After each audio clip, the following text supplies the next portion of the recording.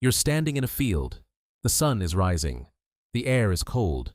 There are no cities, no kings, no armies, no prisons, no laws, no police, no courts. There is only the earth beneath your feet and another human being standing a few meters away. You know their face. You know their voice. You have eaten beside them. You have laughed beside them. You have grown up beside them. And within the next few moments, one of you is going to die. Not by accident, not by disease, not by an animal, by another human hand. Because somewhere in the distant past, long before history began, before anyone wrote a single word, one human being decided to kill another. And that decision may have changed our species forever. This is the story of the first murder.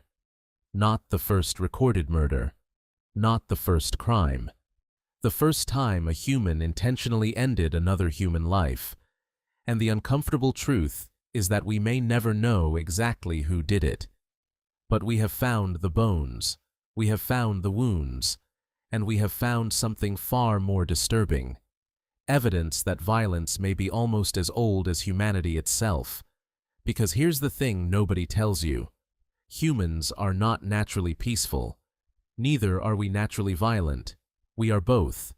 And for most of our existence, those two forces have lived side by side.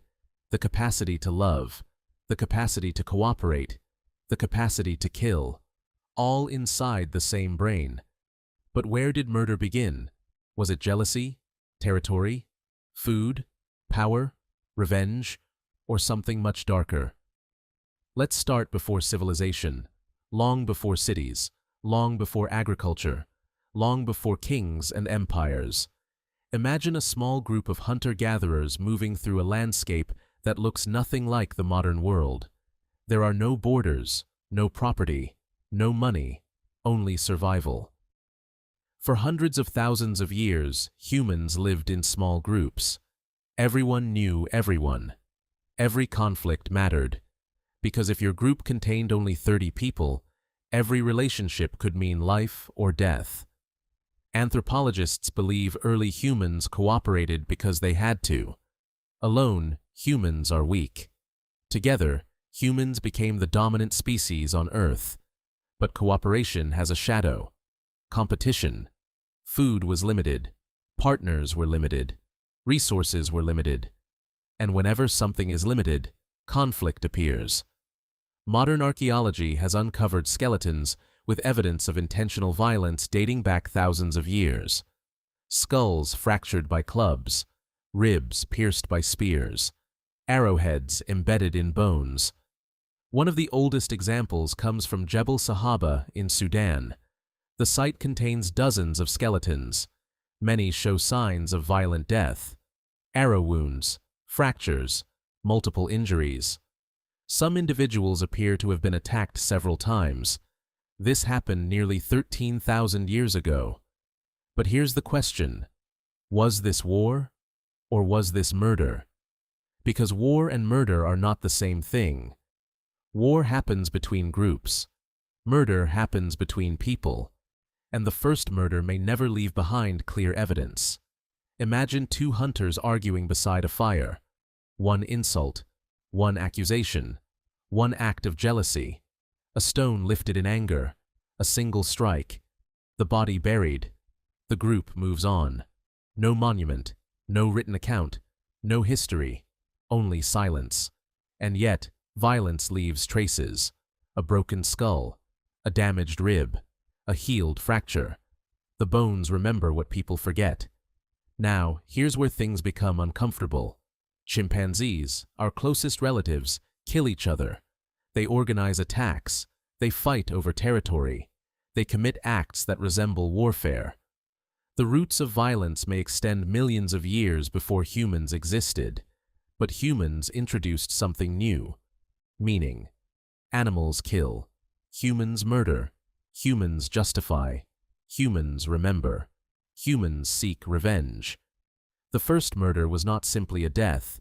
It may have been the birth of guilt, the birth of justice, the birth of punishment. Because once one human kills another, a question immediately appears. What should happen next? Every legal system in history is built on that question. Every prison, every court, every law, every execution. All of them may trace their origins back to one ancient act of violence. And this is where mythology enters the story. Nearly every civilization remembers a first murder. Cain and Abel, Romulus and Remus, Osiris and Set, brothers killing brothers, family killing family. The oldest stories humans tell often begin with blood. Why? Because perhaps the first murder happened inside the tribe, not against a stranger, against someone familiar, someone trusted, someone loved. The first victim may have known their killer.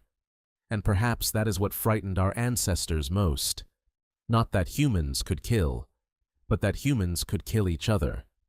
Modern neuroscience tells us that anger, fear, jealousy, and revenge are deeply embedded within the human brain. These emotions evolved because they served purposes: protecting resources, protecting family, protecting status. But evolution does not care about morality. It only cares about survival. And sometimes survival has a terrible cost. Now imagine standing beside that first body.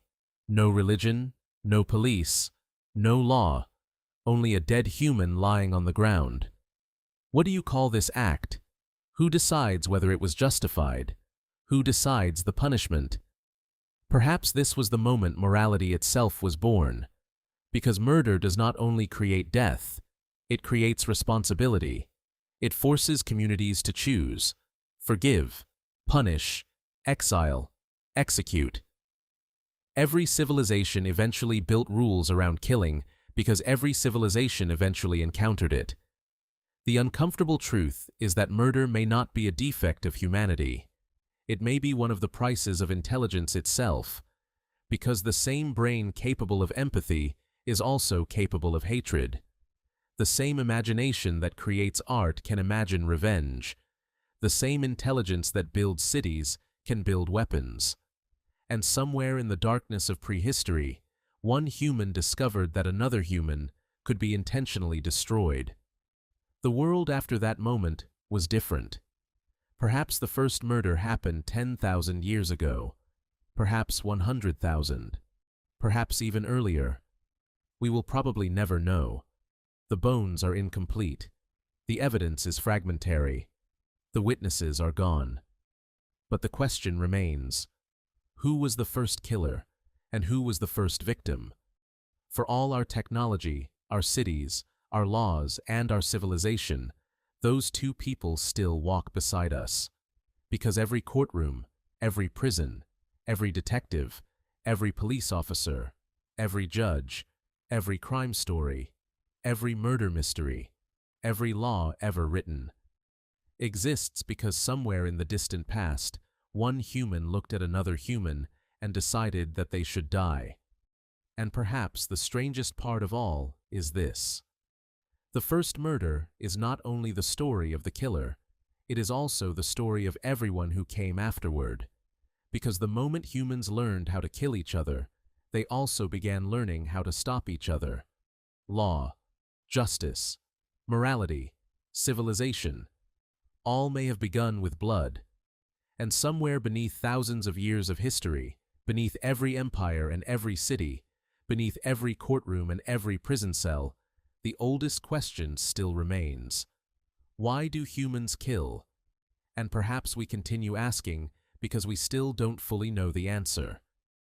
Either way, the next time you hear about a murder investigation, a courtroom trial, or a crime story on the evening news, remember this: you are watching one of the oldest human dramas on Earth, older than kingdoms, older than writing, possibly older than civilization itself. The first murder may be lost to history, but its shadow has never left us.